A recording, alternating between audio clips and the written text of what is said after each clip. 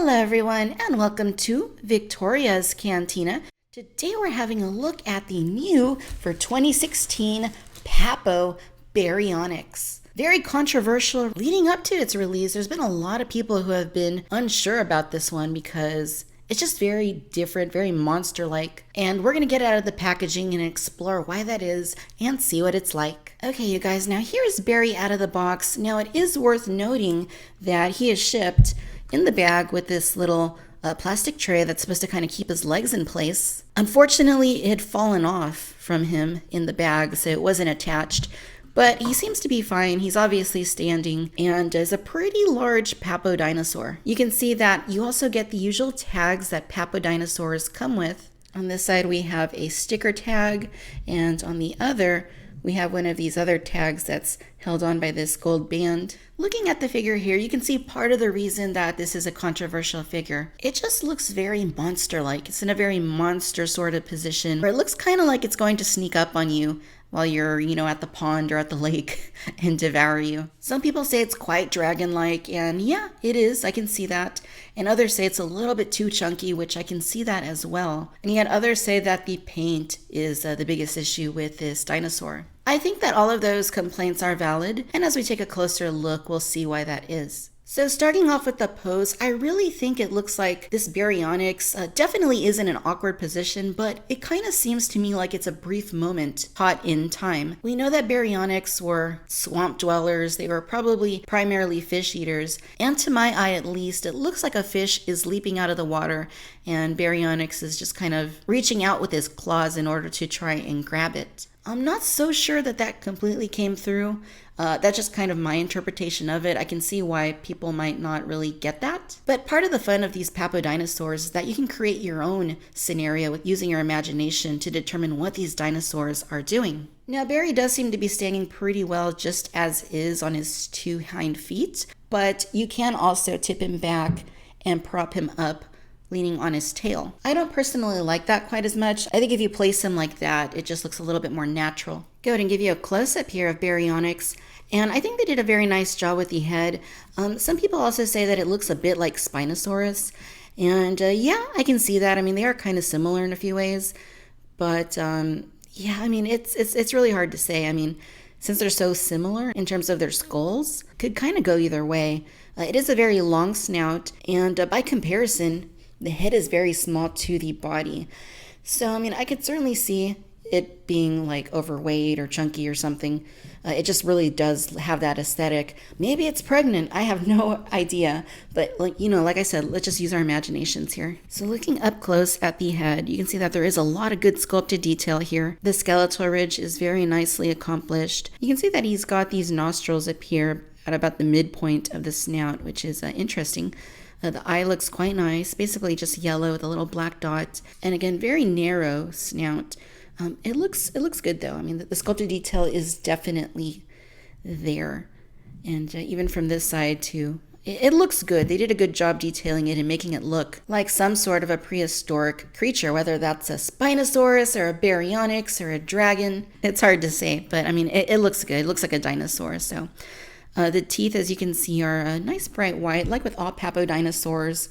It does have an articulated jaws, at least as far as the meat-eating dinosaurs go. So you can open it up like that. It's got a very wide range there, very wide range. Let's take a look at it from the front.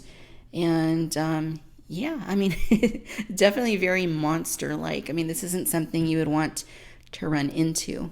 So that's cool. I mean, I really like how you can open the jaw all that much. Is it realistic?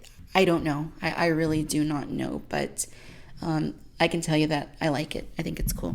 So just close it up like that, and it's not a terribly stiff jaw. Once you get it like past the midway point, it actually just like brushes open. Looking at the detail inside there, you can see that the roof of the mouth has some detail in there. The inside here, you can see that this flesh here between the jaws is nicely done. His tongue's nicely sculpted.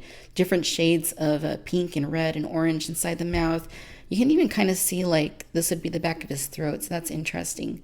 And the teeth, again, very nicely done. As far as the rest of the animal goes, you can see that it does have nice sculpted detail. I will say that it's not quite as detailed as other Papo dinosaurs. I don't really know why that is. I don't know if maybe they tried to do a different interpretation for Baryonyx, maybe try and do something that just doesn't have as much detail. But it really shows that it's not quite as detailed as some of their other efforts. Like the neck looks really good, but the detail is pretty light here, like even on its claws here on the fingers and along the body. It is detailed, it's just not quite to the usual level for a Papo dinosaur. And looking here at the legs are pretty powerful looking, very muscular, and the feet are done very nicely. Papo usually does a great job with the limbs of their dinosaurs, and this is no exception. I mean, these look really good.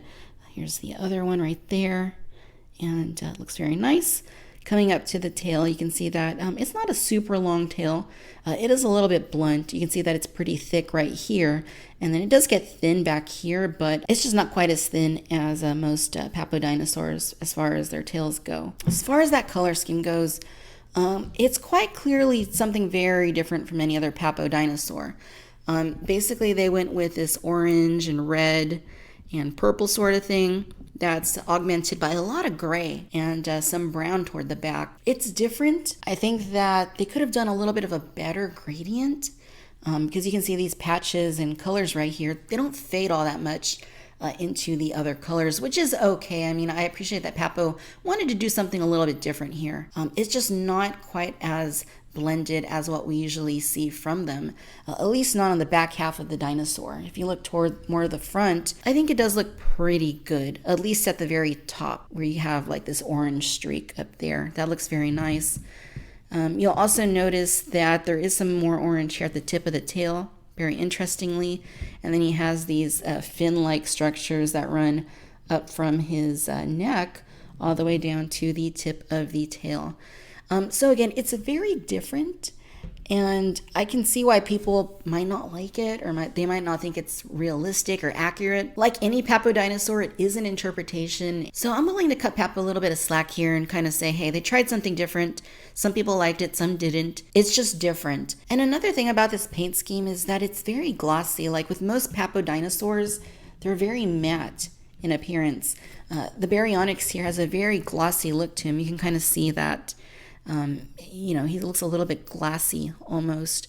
And I think that that's perhaps, these are water dinosaurs. Perhaps they just wanted to create an illusion like he's wet and, he just came out of a swamp or he's in a swamp. Like I said, it really plays into that scenario where a fish could be leaping out of the water and he's just trying to get it.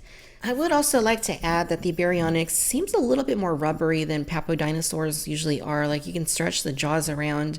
The arms are a little bit more rubbery, and so are the legs to a lesser degree. You can kind of move the tail a little bit too, so that's interesting. I prefer the more sturdy plastic we're accustomed to, because this does feel a little bit more toy-like. So I am interested to see if Papo continues along this sort of thinking in terms of giving their dinosaurs they'll be coming out with in the future more of this rubbery type feel.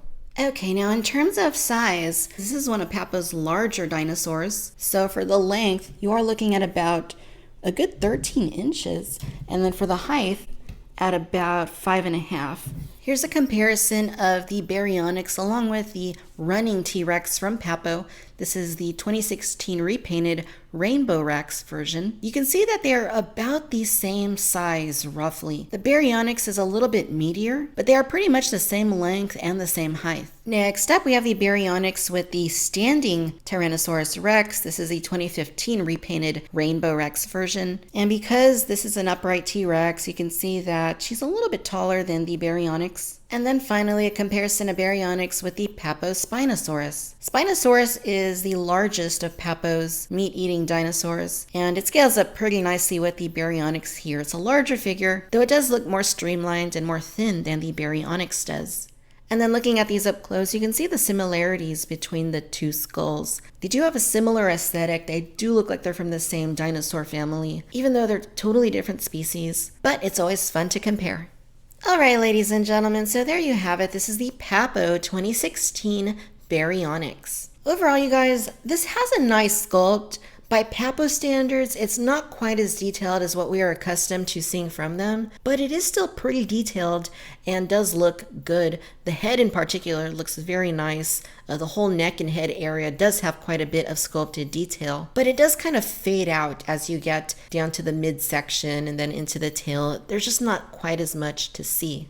It's very much an artist's interpretation of something this dinosaur could be doing, so the pose is very different than anything we have seen from Papo before. I choose to look at it as a living, breathing animal that's kind of in the middle of doing something. What? I don't know. I like to think it's fishing, but who knows? Maybe if we had like a little hole or something to stick here that had a little fish on it, that would look really cool. But without it, we just have to use our imaginations and leave a little bit of room for the artist's interpretation. The coloring on the animal is very different than what we've seen from Papo before. I do really like the colors themselves. I think it's a nice color palette. It's just that the gradient isn't quite as nice as what we have often seen Papo do. So it is a little bit of a stark contrast from other dinosaurs like the Spinosaurus and the T-Rex. It is also quite glossy, which kind of lends a little bit of credence to the possibility that it is living in the water. And the plastic is also a little bit more rubbery than what we have seen before. I don't particularly like that. Perhaps it's a cost-cutting measure, I really couldn't say. But I do favor the more rigid plastic that most Papo dinosaurs are made of. So overall, I do think that it's different. I think that it is a fun piece. If you just let your imagination go along with it, then I think you're going to like it. I don't think everybody's going to, but to be quite honest, I actually like it more than I expected to. So